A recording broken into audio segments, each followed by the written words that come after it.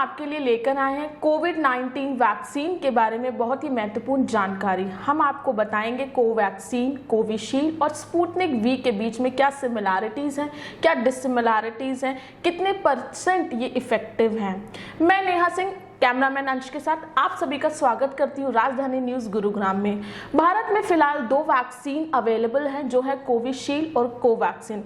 इसी के साथ साथ रशिया में बनी स्पुतनिक वी को भी जल्द ही जल्द भारत में नागरिकों के लिए उपलब्ध कराया जाएगा। हालांकि स्पुतनिक वी को लेकर कोई रुपए और रेट की जानकारी अभी अवेलेबल नहीं है, लेकिन कोवैक्सीन, कोविशील्ड, स्पुतनिक वी, इन तीनों ही वैक्सीन में से कौन सी वैक्सीन लगवाना आपके लिए ज़रूरी है, कौन सी वैक्सीन आपके लिए बेस्ट है, इन सब का जानना बहुत ज़रूरी है।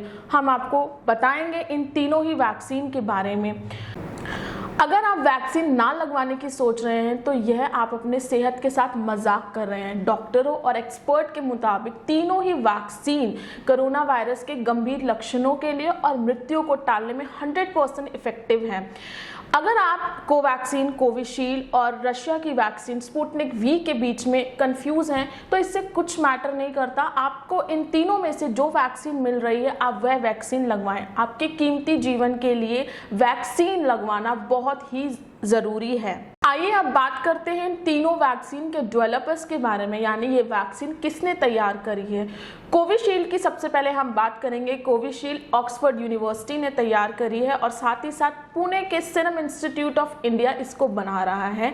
कोवैक्सीन की बात अगर हम करें तो कोवैक्सीन ICMR और भारत बायोटेक ने तैयार की है और स्पुतनिक वी रशिया की बनी हुई वैक्सीन रशिया में डॉक्टर रेड्डी लैब में बनाई जा रही है। इसके साथ ही अगर हम बात करें इन तीनों वैक्सीन की इफेक्टिवनेस, यानी कौन सी वैक्सीन कितने प्रतिशत प्रभावित है, कितने % इफेक्टिव है। कोवैक्सीन के बारे में हम बात करें तो कोवैक्सीन 78% प्रभावित है और साथ ही साथ कोविशील्ड को 70% प्रभावित माना गया है। कुछ सूत्रों के मुताबिक ये जानकारी हमें भी मिली है। और कोवैक्सीन के अलावा अगर हम बात करें रशिया की स्पुतनिक वी के बारे में तो वह सबसे ज़्यादा इफेक्टिव मानी जा रही है, जिसका % है 92।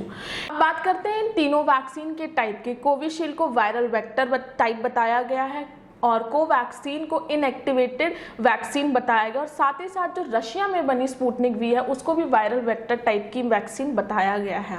अब हम बात करेंगे कि कितने दिनों में, कितने हफ्तों में दूसरी डोज लगवाना ज़रूरी होता है।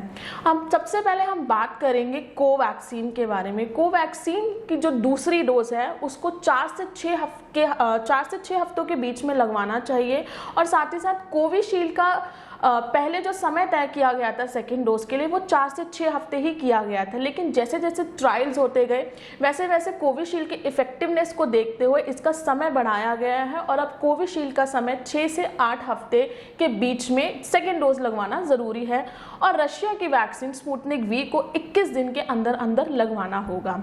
अब हम बात करेंगे इनके पोस्ट साइड इफ़ेक्ट्स के बारे में। जी हाँ, वैक्सीन लगवाने के बाद इन तीनों ही वैक्सीन में क्या साइड इफ़ेक्ट्स हो सकते हैं।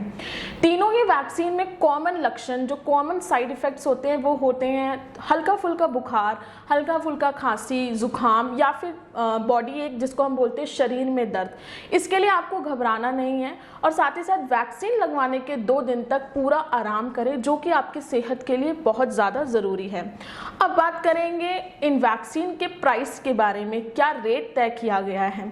सबसे पहले कोविशील्ड के बारे में हम बात करेंगे। कोविशील्ड को मात्र 300 रुपये में राज्य सरकार को दी जाती है और साथ ही साथ प्राइवेट हॉस्पिटल में कोविशील्ड जो है 600 रुपये में उपलब्ध है।